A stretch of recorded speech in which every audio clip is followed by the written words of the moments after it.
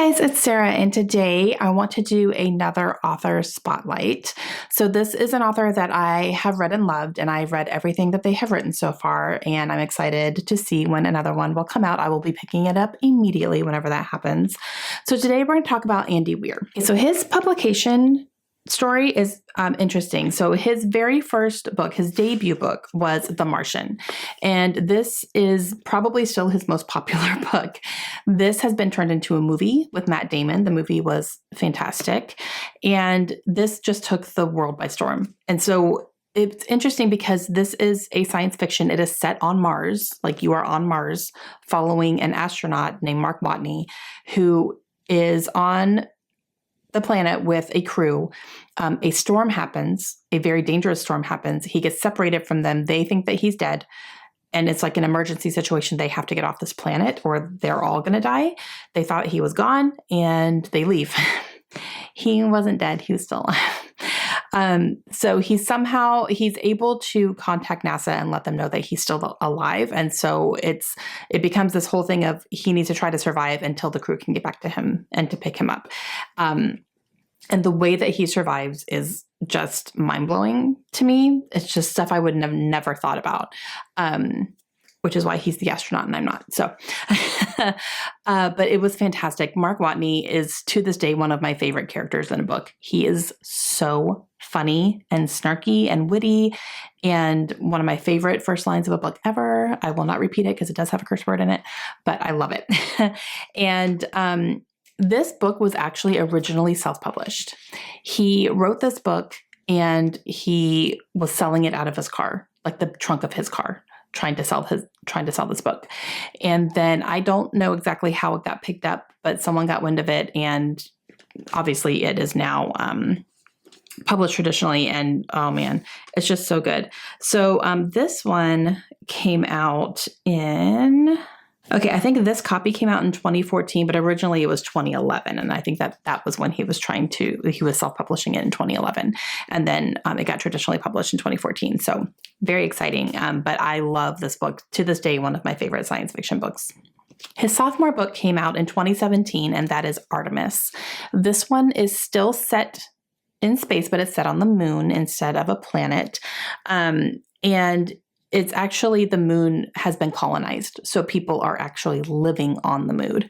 And there are, societies, and they're working and living and eating and, they're inhabiting the moon.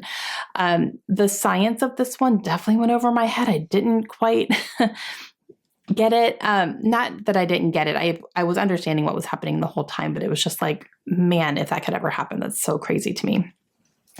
But it was even, there were people traveling to the moon, like on vacation, like tourists.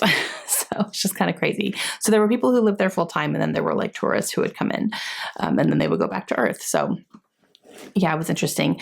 But in this one, we're following a female lead character, and she is kind of a thief for hire. And so you see her kind of going through some jobs and doing stuff like that. Now, this one I did not enjoy quite as much. I gave this one 3 stars when I read it. It was fine. I didn't love the female lead character for sure. She was making some really kind of crazy decisions and I didn't quite understand them.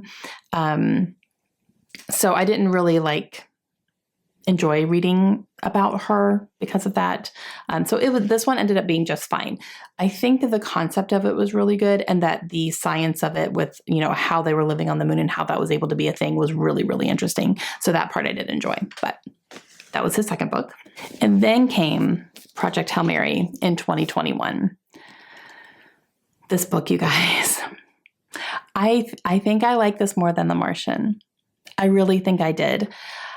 This one is set in deep space, and I mean deep, deep space. So we're not on any planets or, anything like that. We are on a spaceship that is in space. We follow a man who wakes up and he is on this spaceship, and everyone around him is dead, and he doesn't know where he is or why he is there.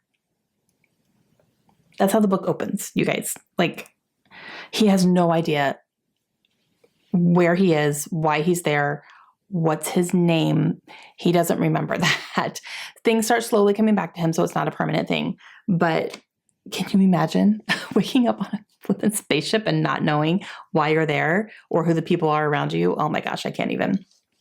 So you get the whole story because you get some flashbacks of him being invited to be a part of this mission and what the mission is and how he survives because he's not an astronaut. He's on a spaceship, but he's not an astronaut. So he doesn't know like how to do all things. Everyone who knows how to do all that is dead. So he has to survive. So we are floating in space, no idea how to do anything or to get a hold of anybody. So I will say this has another one of my favorite characters in it. So good. If you can find and have access to the audiobook of this, I highly recommend. I cannot highly recommend it enough. It is, these are big words, but it is probably the best audiobook I've ever listened to. It is so good. And it upped my enjoyment of this.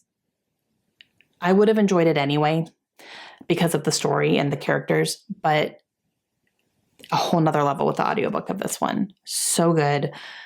Can't recommend it enough. And yeah, it's hard to top The Martian, but I think this one did for me. I love this book so much. Yeah, it's fantastic. Okay, so those are the 3 books that are published by Andy Weir. They are all science fiction. They are all fantastic. Again, you know, Artemis was my least favorite, but I still enjoyed it when I read it. It was fine. But Project Hail Mary is 100% where it's at for me, and The Martian is just top notch in science fiction. So if you have not read any of his books, you could start at any one of them. It doesn't matter. I'm going to recommend Project Hail Mary over anything just because it was my favorite, but you can start anywhere really and be able to read them all fine. Yeah. And as soon as he comes out with another one, I will be probably pre-ordering it because I really, really love his writing. I think he's incredibly clever and smart with his stories, and I cannot wait to see what he does next. So that is an author spotlight for Andy Weir. Let me know if you have read him before. If you have, which ones have you read? If you haven't, are you interested in reading any of them? And if you are, which ones are you thinking about picking up? I would love to know that. And I will see you guys again soon. Hope you have a great day. Bye.